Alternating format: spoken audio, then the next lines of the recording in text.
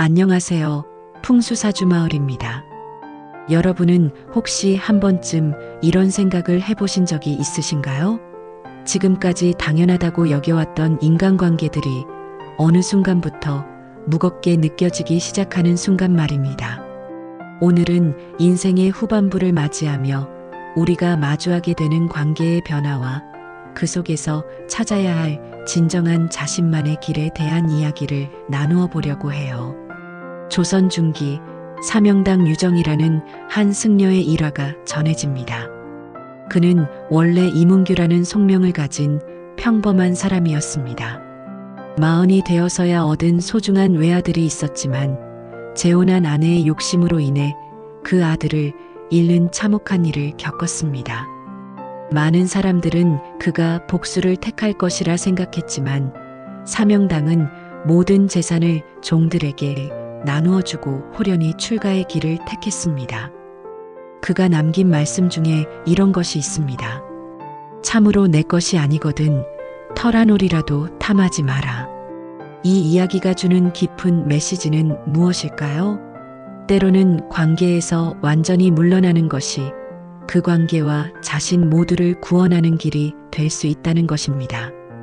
사명당은 분노와 복수의 감정에 휩싸이지 않고 오히려 그 상황을 통해 더 큰 깨달음과 목적을 찾아갔습니다. 그리고 후에 임진왜란 때 나라를 구하는 위대한 승장이 되었지요. 우리 중년의 삶도 비슷한 지점에 서 있는 경우가 많습니다. 지금까지 가족이니까, 오래된 사이니까, 예의상 어쩔 수 없이라는 이유로 유지해온 관계들이 있습니다. 하지만 나이가 들수록 우리에게 주어진 시간과 에너지는 한정적이라는 것을 절실히 깨닫게 됩니다. 그렇다면 우리는 어떤 기준으로 관계를 정리하고 선택해야 할까요?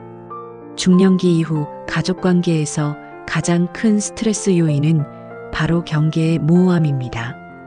특히 성인 자녀와의 관계에서 부모는 여전히 보호자 역할을 하려 하고 자녀는 독립적인 존재로 인정받고 싶어 하면서 갈등이 생겨납니다.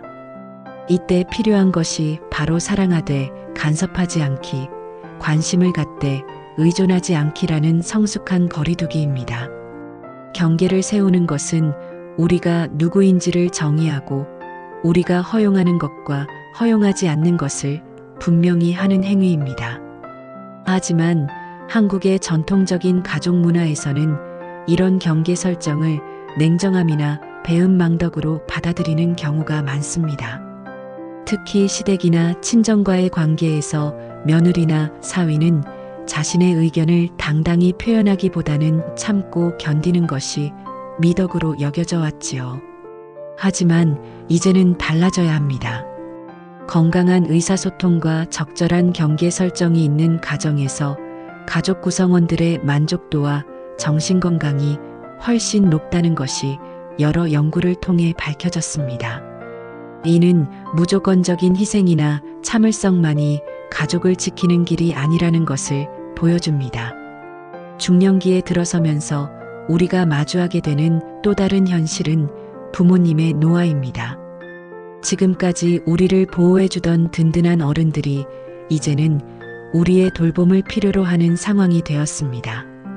이때 많은 분들이 경험하는 것이 바로 죄책감의 딜레마입니다. 부모님을 모시고 싶은 마음과 자신의 가정과 일을 지켜야 하는 현실 사이에서 끊임없이 갈등하게 됩니다. 이런 상황에서 필요한 것은 완벽한 효도에 대한 환상을 버리는 것입니다. 부모님을 사랑하는 마음과 자신의 한계를 인정하는 것은 모순되지 않습니다.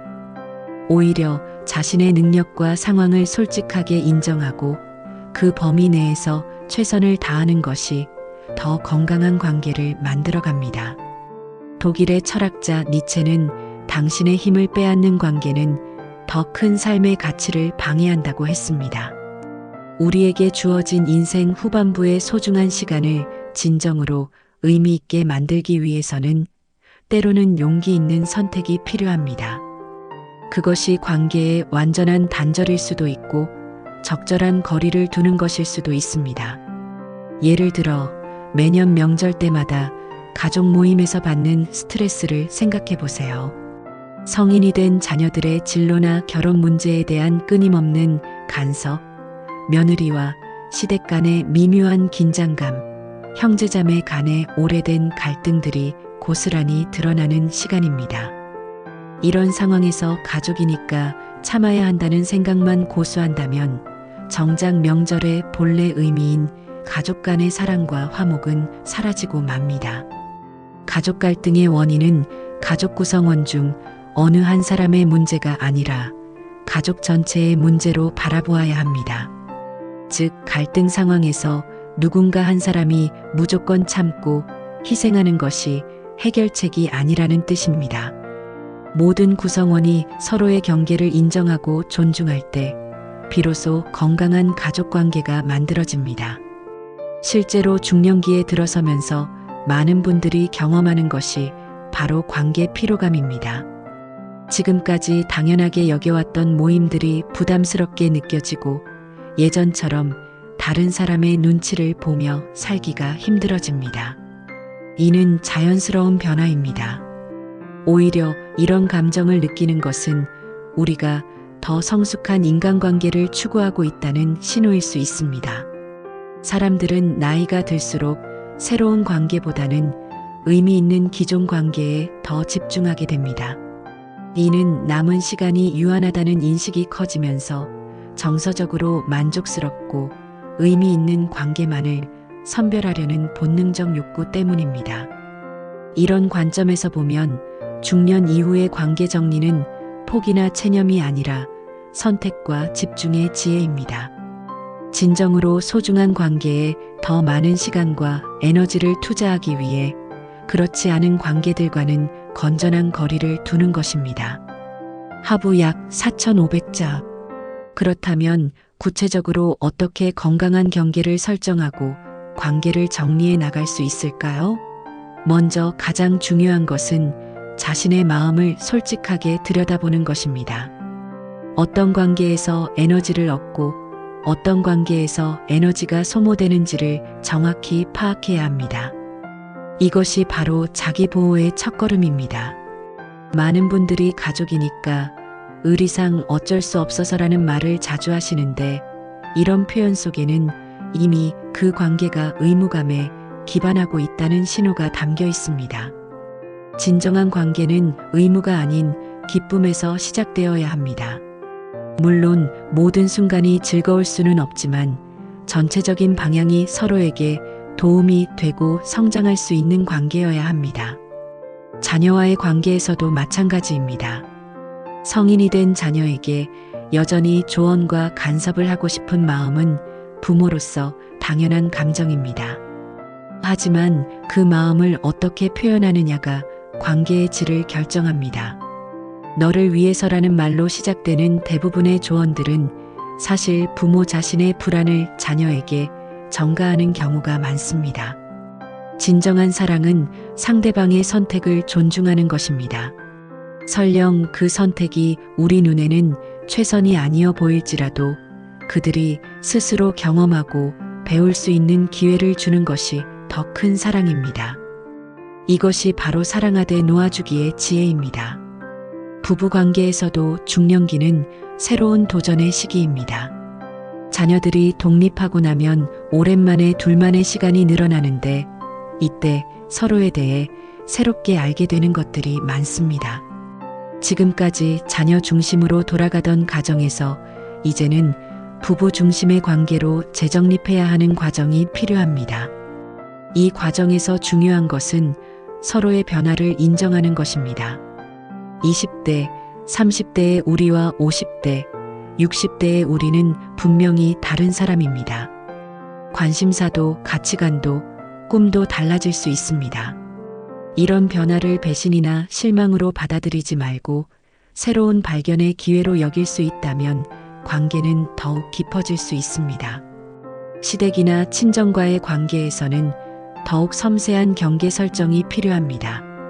특히 며느리의 입장에서는 오랫동안 참고 견디는 것이 미덕으로 여겨져 왔지만 이제는 상황이 달라졌습니다. 자신의 의견을 정중하면서도 분명하게 표현하는 것이 오히려 관계를 더 건강하게 만듭니다.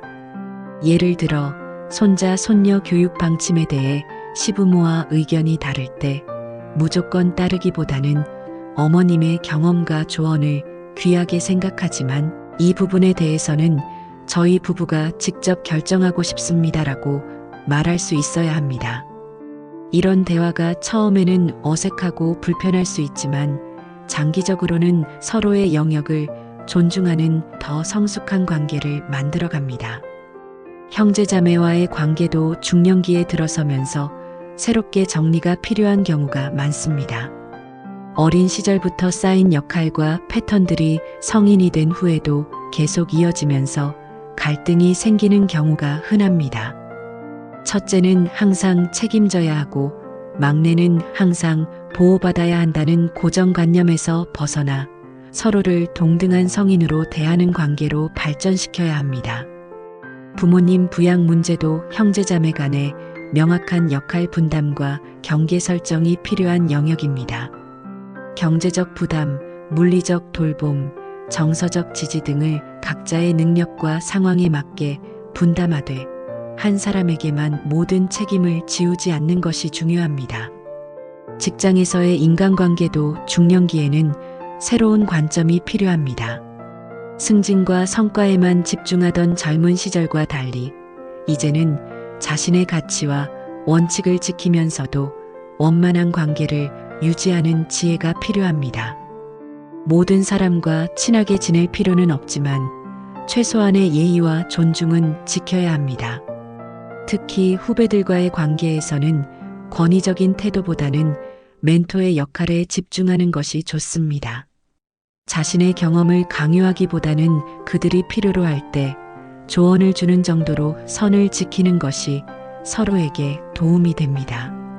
친구 관계에서도 중년기에는 자연스러운 정리가 일어납니다. 학창시절 친구들과는 추억을 공유하지만 현재의 관심사나 가치관이 달라질 수 있고 직장 동료들과는 퇴사나 이직으로 관계가 소원해질 수 있습니다. 이런 변화를 아쉬워하기보다는 자연스러운 삶의 흐름으로 받아들이는 것이 좋습니다.